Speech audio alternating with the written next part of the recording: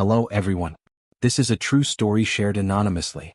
If you find this story meaningful, please support me by liking, subscribing, and sharing. It really helps me a lot.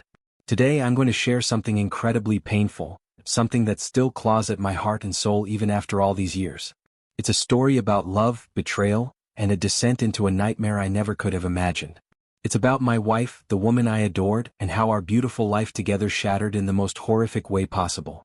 It's a story that starts with sunshine and laughter, and ends in shadows and accusations. Remembering the beginning feels like recalling a dream, a vibrant, sun-drenched dream that somehow turned into a chilling night terror. Sarah and I, we were those sickeningly sweet couples you read about in novels, the ones who made everyone else roll their eyes and secretly wish for what we had. We met in college, amidst the chaotic energy of youth and ambition.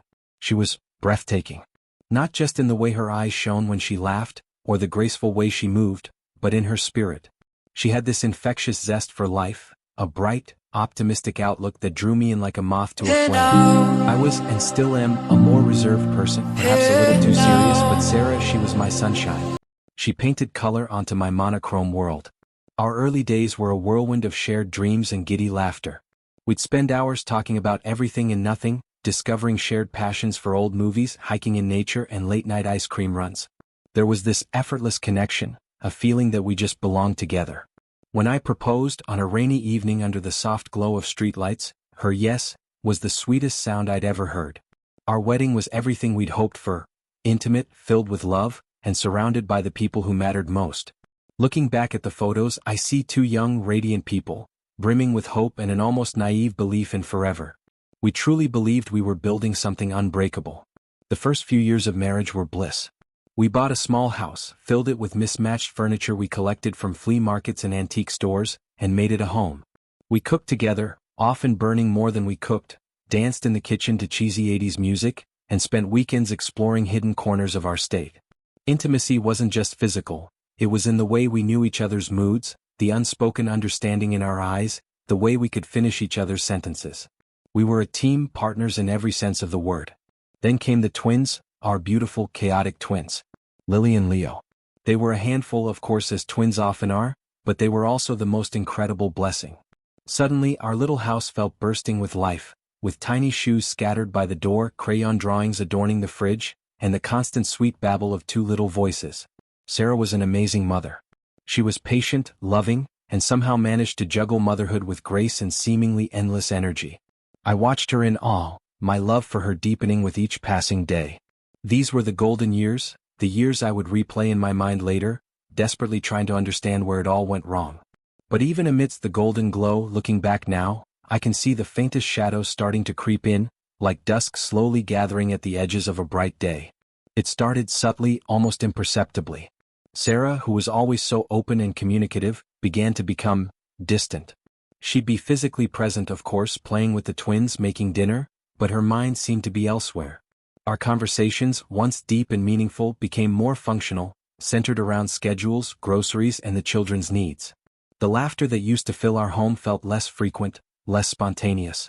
I noticed she was spending more time on her phone, often smiling or even giggling at something on the screen, but when I'd ask what was so funny, she'd quickly minimize the app or say it was just work stuff.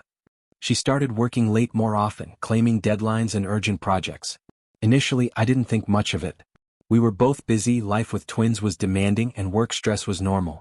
I attributed her distance to exhaustion, to the sheer weight of responsibility that comes with raising young children and managing a household. There were also small changes in her routine that, in hindsight, were like tiny pebbles rolling down a hill, eventually leading to an avalanche. She became more particular about her appearance, spending longer getting ready, buying new clothes, and experimenting with makeup. Again, at the time, I just thought she was taking care of herself, which I encouraged. I even complimented her, telling her how beautiful she looked. She'd smile, but it felt different, less genuine, almost forced. Perhaps the most significant early sign, the one that should have screamed louder, was the shift in our intimacy. Not just the physical kind, which naturally ebbs and flows in any long-term relationship, especially with young children, but the emotional intimacy. The deep, soul-connecting conversations dwindled to almost nothing. We stopped sharing our worries, our dreams, our vulnerabilities. It felt like a wall was slowly being built between us, brick by invisible brick. I remember one evening I tried to talk to her. I told her I felt a distance growing, that I missed our closeness. She brushed it off, saying I was being overly sensitive, that I was just stressed about work. She reassured me that everything was fine, that we were just going through a phase. I wanted to believe her. I desperately wanted to believe her. Love, you see, can be blinding. It makes you want to see only the good, to explain away the bad, to cling to the hope of what was, rather than face the possibility of what might be. And so, I pushed my unease aside, told myself I was imagining things, and tried to recapture the magic of our early years, oblivious to the storm brewing just beneath the surface.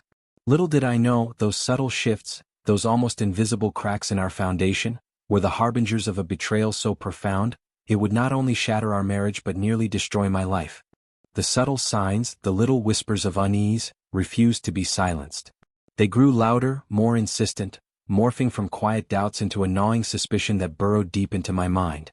I could no longer ignore the feeling that something was fundamentally wrong, that the woman I loved was slipping away from me, not just due to the pressures of life, but because she was actively pulling away.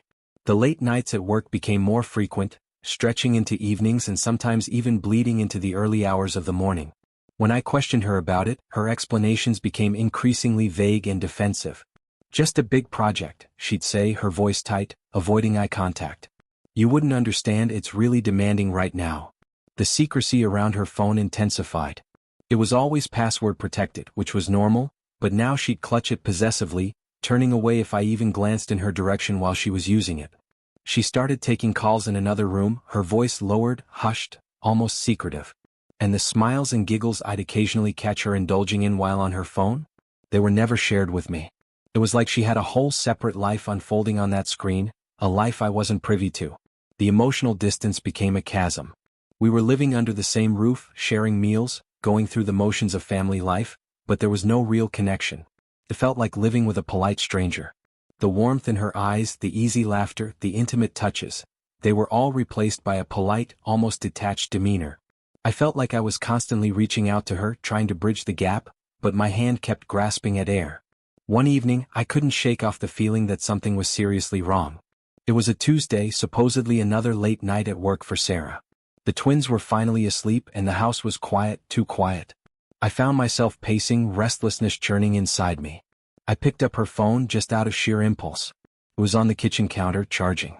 I knew her password, a combination of our anniversary and Lily's birthday, something she'd used for years. My fingers trembled as I typed it in. I told myself I was just checking the time or maybe the weather, anything to justify my action. But deep down, I knew what I was doing. I was searching for truth, for some kind of answer to the growing unease that was consuming me. I opened her messages. My heart hammered in my chest, a frantic drumbeat against my ribs. There were a few work-related texts, grocery lists, mundane daily exchanges. But then I saw a name I didn't recognize. Mark. The messages with Mark were different. Flirty, playful, filled with emojis and inside jokes I didn't understand. My stomach clenched. I scrolled further back, my breath catching in my throat.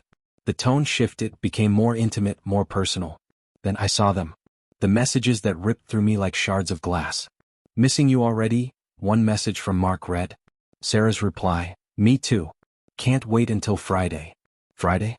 She was supposed to be at a conference out of state all Friday and Saturday. My hands started to shake uncontrollably. I kept scrolling, each message a fresh stab of pain. They were talking about things they'd done together, places they'd been, inside jokes, shared moments I knew nothing about. There were messages late at night, early in the morning, throughout the day. It was a constant stream of communication, an entire emotional world existing outside of our marriage, a world she was sharing with someone else. Someone named Mark. The more I read, the colder I felt. The blood seemed to drain from my face, leaving me numb and disoriented. It was like watching a horror movie unfold, but this wasn't a movie, this was my life. This was my wife, the woman I trusted, the mother of my children, betraying me in the most profound way imaginable. The word affair flashed in my mind, a stark, ugly word that confirmed my worst fears. I closed the messages, my hands trembling so badly I could barely hold the phone. I felt sick to my stomach, a wave of nausea washing over me. I stumbled into the living room, collapsing onto the sofa, the phone still clutched in my hand. The silence of the house pressed in on me, suddenly suffocating. The happy memories of our life together, the wedding photos on the mantelpiece, the children's drawings on the fridge, they all seemed to mock me, to highlight the cruel irony of the situation. We had built this life, this beautiful family, and she was tearing it apart, piece by piece, with her lies and her deception. For hours I sat there, staring into the darkness, the phone screen reflecting the pale light of the moon. I reread the messages again and again, trying to make sense of it, trying to understand how this could be happening to me, to us. The initial shock gave way to a burning anger, then to a deep aching pain that settled in my chest like a lead weight. Betrayal. That's what it was. A cold, calculated betrayal that shattered everything I thought I knew about my wife, about our marriage, about our life. Sleep was impossible. I lay in bed, staring at the ceiling, my mind racing, replaying the messages, trying to piece together the timeline, the extent of her deception. Every time I closed my eyes, I saw her smiling at her phone, whispering on calls, pulling away from me, and I felt a fresh wave of pain wash over me. The love I had felt for her, the deep, unwavering love, was now tangled with a bitter resentment, a raw, agonizing hurt that I didn't know how to process. The next day she left for work as usual, kissing me goodbye, a perfunctory peck on the cheek. It felt like an act, a performance. I watched her walk out the door, my heart heavy with a mixture of anger and despair. I knew I couldn't pretend anymore. I couldn't go on living this lie, this charade of a marriage. I needed to confront her, to hear the truth from her own lips, no matter how painful it might be. But even as I made that decision, a knot of fear tightened in my stomach. I knew that confronting her would mean facing the full force of the truth, and I wasn't sure if I was ready for what that truth might entail. The search for truth had led me to a place of immense pain, and I knew that the journey was far from over. The hardest part was yet to come. The days that followed were a blur of anxiety and mounting dread. I moved through my routine like a ghost, going to work, taking care of the twins, but my mind was consumed by the messages, by the image of Sarah with someone else. I felt like I was living in a fog, detached from reality, watching my own life unfold from a distance. The playful laughter of my children, the warmth of the sun, the taste of food, everything felt muted, dull, overshadowed by the heavy cloud of betrayal that hung over me. I decided I needed more proof, undeniable proof to confront her with. The messages were damning, but I needed something more concrete, something that would leave no room for denial or manipulation. I knew it was a breach of privacy, something I wouldn't normally consider, but desperation can drive you to do things you never thought you were capable of. I installed a discreet tracking app on her car. It felt invasive, wrong, but I justified it to myself as necessary, a means to an end. I needed to know the truth no matter how much it hurt. For a week, I monitored her movements. Work, grocery store, kids' activities, nothing unusual. Then came Friday. The day she was supposed to be at the out-of-state conference. I watched her car on the app, my heart pounding. She left home early, ostensibly to catch her flight. But instead of heading towards the airport, her car moved in the opposite direction, towards a hotel on the outskirts of town, a place known for its discreet clientele and hourly rates. My blood ran cold. I stared at the map on my phone, the little blue dot representing her car parked at that seedy hotel, and a wave of nausea washed over me. This was it. The undeniable proof I was dreading, the confirmation of my worst fears. I drove to the hotel. I don't know what I intended to do. Confront her? Catch her in the act? I was acting on pure instinct, driven by a desperate need to face the truth, to end this agonizing uncertainty. I parked across the street, my hands shaking so violently I could barely grip the steering wheel. I watched the hotel entrance, my eyes scanning every face that passed by. And then I saw her. She emerged from the hotel, walking hand in hand with a man. Mark. I recognized him instantly from his profile picture on her phone. They were laughing, their faces close, their bodies touching. They looked like lovers, carefree and happy, completely oblivious to the devastation they were causing. The sight of them together hit me like a physical blow. It was one thing to read messages, to suspect, to imagine. It was entirely another to see it with my own eyes, to witness the intimacy, the affection, the blatant betrayal. My world tilted, the ground seemed to sway beneath my feet. I felt a roaring in my ears, a blinding rage mixed with a crushing despair that threatened to overwhelm me. I wanted to confront them, to scream, to tear them apart, but I was paralyzed, frozen in place, watching them walk away, get into Mark's car and drive off. I sat there for what felt like an eternity, my mind blank, my body numb. The pain was unbearable, a raw, gaping wound in my soul. Everything I believed in, everything I held dear, was crumbling around me. My marriage, my family, my future, it all felt like a lie, a cruel illusion that had just been shattered into a million pieces. I drove home in a daze, my vision blurred by tears. When I walked into the house, the twins ran to greet me, their faces beaming, their little arms reaching out for hugs. Their innocent love, their pure joy, felt like a sharp knife twisting in my heart. How could she do this? How could she betray not just me but our children, our family? The anger surged again, hotter and fiercer than before. That evening, Sarah returned home, acting as if nothing was amiss. She asked about my day, played with the twins, made dinner, all with a cheerful facade that made my skin crawl. I watched her, every movement, every word, filled with a mixture of disgust and disbelief. How could she be so normal, so nonchalant after what she had done? Was she completely devoid of conscience? After the twins were asleep, I couldn't hold it in any longer. I confronted her. "I know," I said, my voice trembling but firm. She looked at me, her smile faltering, a flicker of apprehension in her eyes. "Know what?" she asked, her voice too casual, too innocent. "Don't play games, Sarah," I said, my voice rising. "I know about Mark. I know about the hotel." Her face paled, her eyes widening in shock. The cheerful mask shattered, revealing the fear and guilt beneath. She tried to deny it at first, stammering, "What hotel? I don't know what you're talking about." But I cut her off, my voice laced with ice. "Don't lie to me, Sarah. I saw you. I saw you with him." The denial crumbled. She started to cry, the tears streaming down her face. "It just happened," she sobbed, her voice choked with emotion. "It wasn't supposed to, it just got out of hand." "Out of hand?" I repeated, my voice incredulous. "You went to a hotel with another man, lied to my face, and you say it just got out of hand?" The confession poured out of her, a torrent of justifications and excuses. She said she was unhappy, that she felt neglected, that Mark made her feel seen, appreciated, desired. She painted a picture of a loveless marriage, a lonely existence, trying to cast herself as the victim, as if my supposed shortcomings somehow justified her betrayal. But I wasn't buying it. Her words felt hollow, manipulative, designed to deflect blame and minimize her actions. As she spoke, the anger inside me intensified. It wasn't just anger at her infidelity, but anger at her lies, her deception, her complete disregard for our vows, our family, our life together. The pain was still there, a deep, agonizing ache, but it was overshadowed by a cold, burning rage. I felt betrayed, humiliated, and utterly broken. The woman I loved, the woman I thought I knew, had become a stranger, a deceiver, someone capable of inflicting unimaginable pain. The emotional breakdown was complete. Trust was shattered, love was poisoned, and the future we had dreamed of was irrevocably destroyed.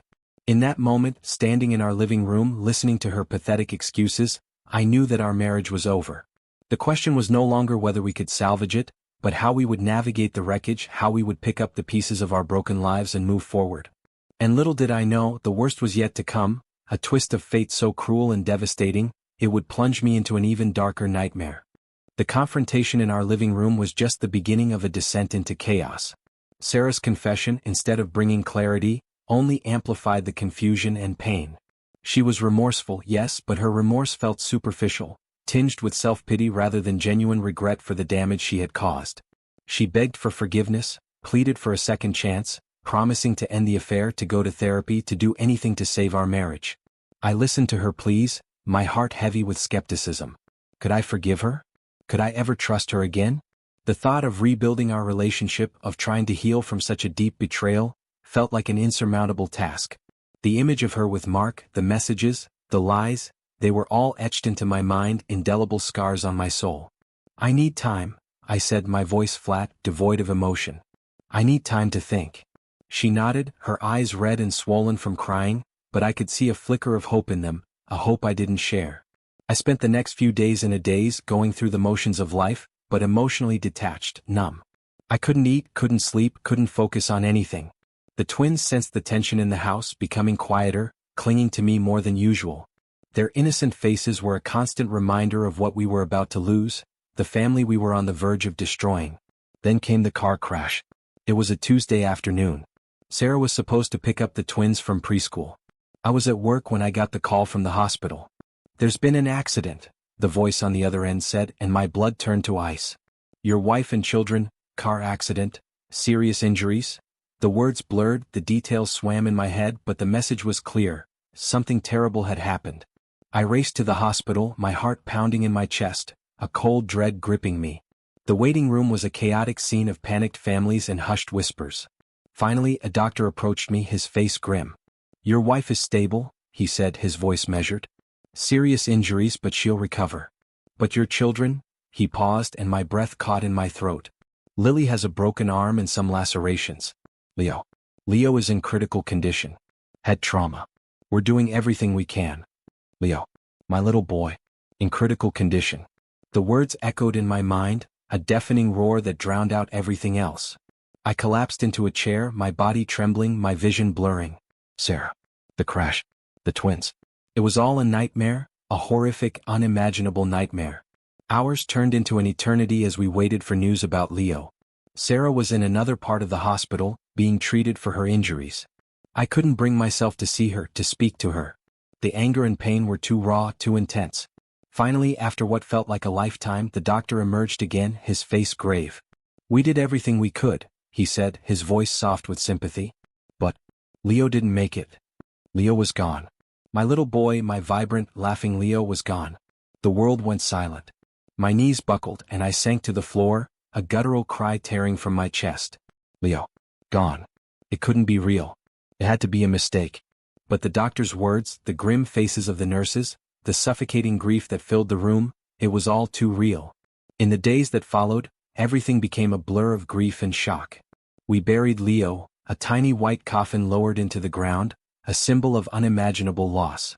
Lily, thankfully, was physically recovering, but she was withdrawn, traumatized, asking for Leo constantly, her little voice filled with confusion and pain. Then came the accusation. The police investigation into the car crash revealed something shocking, something that shattered what little remained of my sanity. According to Sarah's statement to the police, the crash wasn't an accident. It was intentional. And she claimed I had caused it. She told the police that we had been fighting, arguing about her affair, that I was enraged, consumed by jealousy and anger. She claimed that I had threatened her, threatened to take the children away, that I had even hinted at harming her. And then she said on that fateful afternoon I had called her, my voice filled with rage, and threatened to hurt her and the twins if she didn't come home immediately. She claimed she was so distraught by my threats, so panicked and terrified, that she lost control of the car, leading to the crash. She framed me. Framed me for attempted murder, for causing the death of my own son. The police questioned me, their faces hard, their eyes filled with suspicion. Sarah's words, her tears, her apparent vulnerability, they painted a picture of a vengeful, violent husband driven to madness by infidelity. The messages on her phone, the affair, my anger, it all seemed to fit the narrative she had spun. I was arrested, taken into custody, accused of attempted murder and vehicular manslaughter. My world imploded.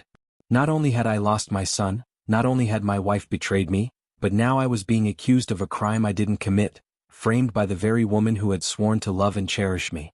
The confrontation with Sarah had led to this, to a nightmare beyond comprehension. My future, my freedom, my reputation, everything was at stake. The decision I now faced wasn't just about my marriage, it was about my life. I had to fight, to prove my innocence, to expose her lies, to somehow navigate this horrific labyrinth of betrayal and accusation.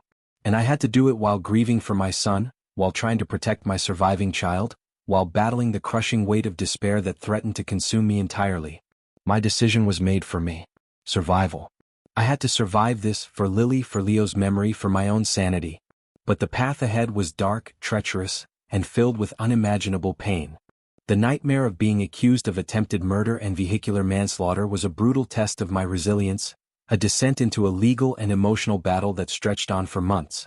I was released on bail, thanks to the unwavering support of my family and a good lawyer who believed in my innocence. But the shadow of suspicion still clung to me, the whispers followed me, and the pain of Leo's death was compounded by the injustice of Sarah's accusations. Proving my innocence was a grueling process. My lawyer meticulously dismantled Sarah's fabricated story, exposing the inconsistencies and lies.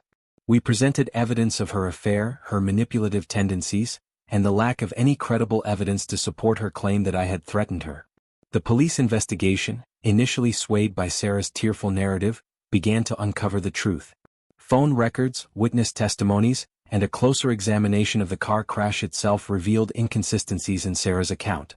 The truth, slowly and painfully, began to emerge. It turned out the car crash wasn't entirely accidental, but it wasn't attempted murder either. Sarah, distraught and emotionally unstable due to the affair and the guilt, had been driving recklessly, distracted and emotionally overwhelmed. She had lost control of the car, a tragic accident fueled by her own turmoil, not by any malicious intent from me. And the framing?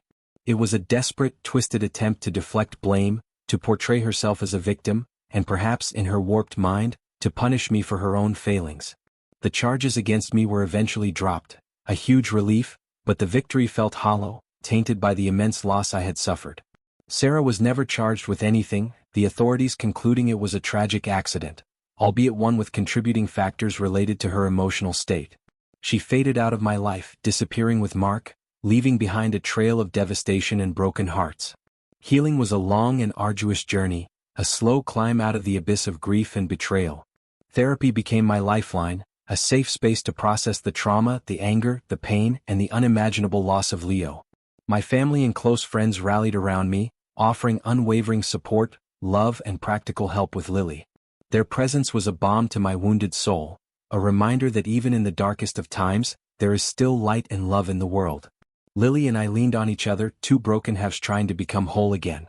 She grieved for Leo in her own way, asking innocent questions, drawing pictures of him in heaven, slowly beginning to understand the permanence of her loss. We talked about Leo constantly, keeping his memory alive, cherishing the joy he brought into our lives. The pain of his absence will never fully disappear, but with time, it softened, becoming a bittersweet ache rather than a raw, agonizing wound. Looking back, I try to extract lessons from this horrific experience, to find some semblance of meaning in the chaos and pain.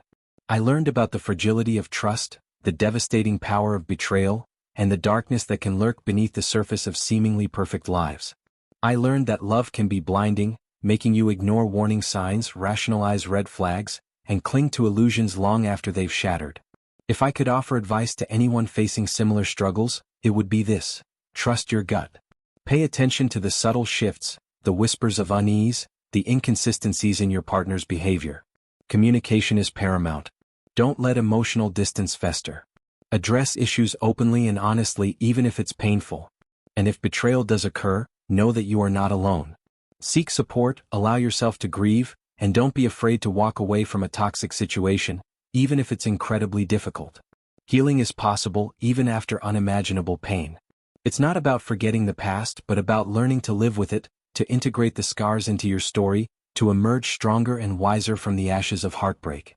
My future is still uncertain, and the scars of the past will always be a part of me.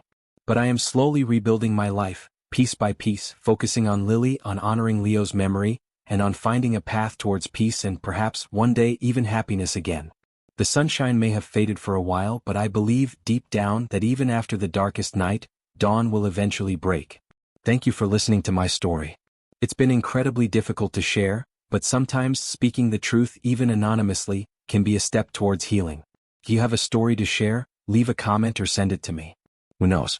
Your story might help someone out there who is going through something similar, reminding them that they are not alone, and that even in the darkest of times, hope, however faint, can still flicker. If you found this story meaningful, please support me by liking, subscribing, and sharing. It really helps me a lot. Thank you for being here and for listening.